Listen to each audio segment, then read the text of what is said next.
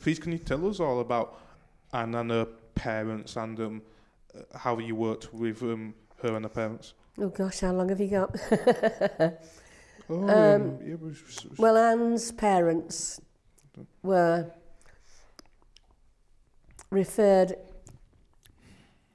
to give them a break at Keighley when Anne attended the Keighley Resource Centre as a lady who was 40, I think, and whose parents were saying, was there anywhere Anne could go for a day out with anybody?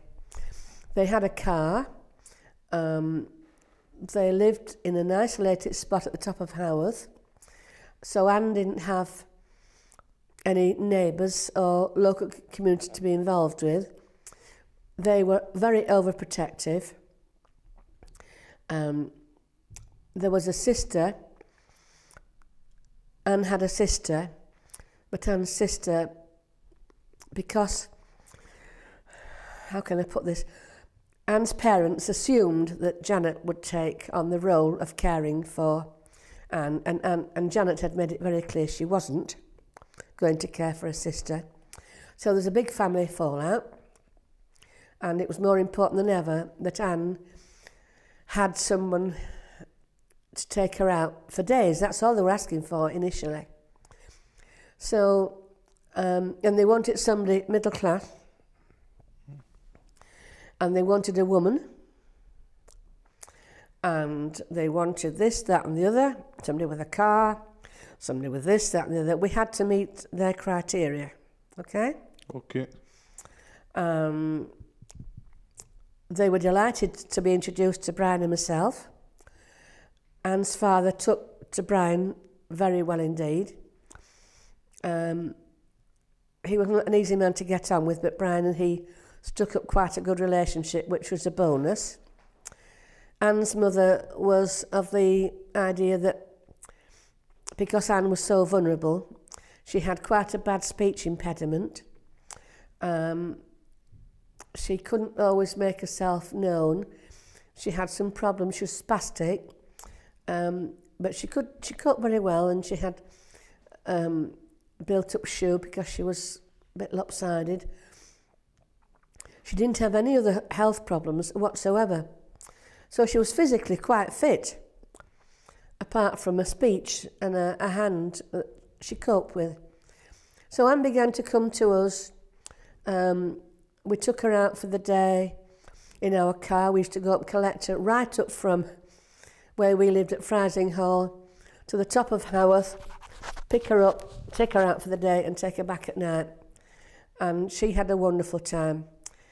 Anne had never been in a bus.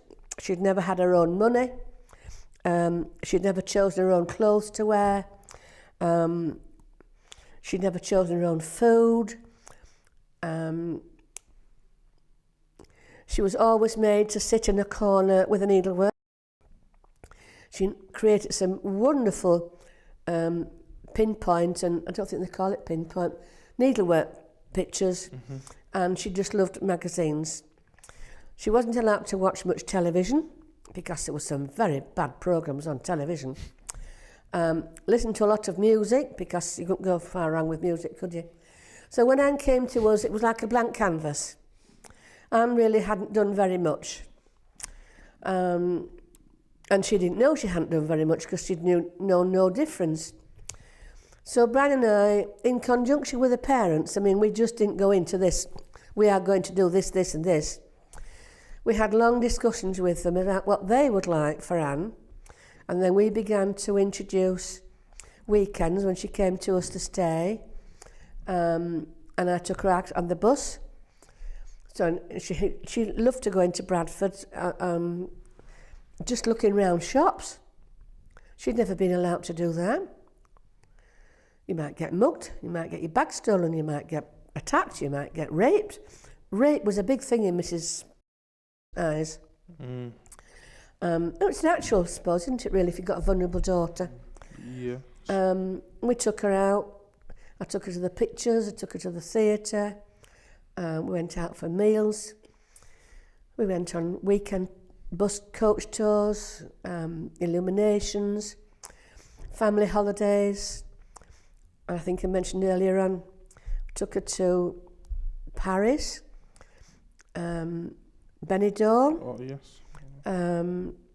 Costa del Sol, Isle of Wight, Ireland. I went on bus tours with her because it was good for me, because if I took Anne on my own, I also needed someone to support me, because Anne couldn't cope with her luggage, or chose not to cope with her luggage.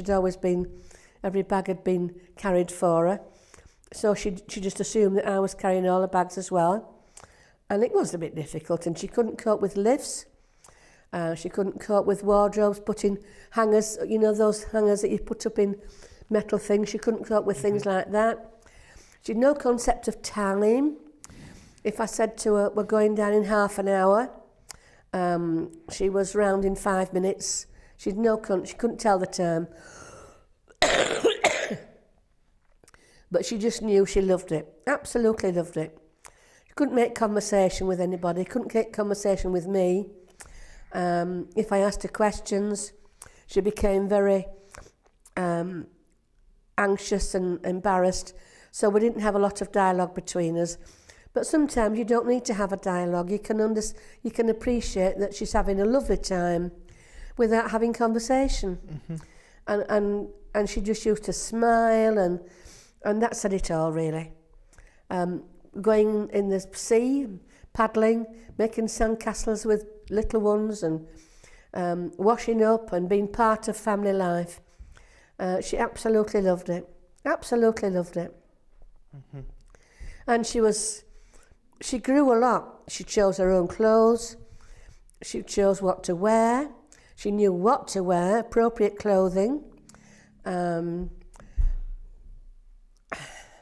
She just began to be able to choose for herself what she liked to if you went to a cafe, do you want pizza or fish and chips or whatever? She made a choice. Whereas up to then, she'd never had a choice. Mm-hmm. Because it wasn't done. But she had a wonderful time with us. And Anne was our first lady, and she came to us until Brian became ill. 22 years she came. Mm-hmm.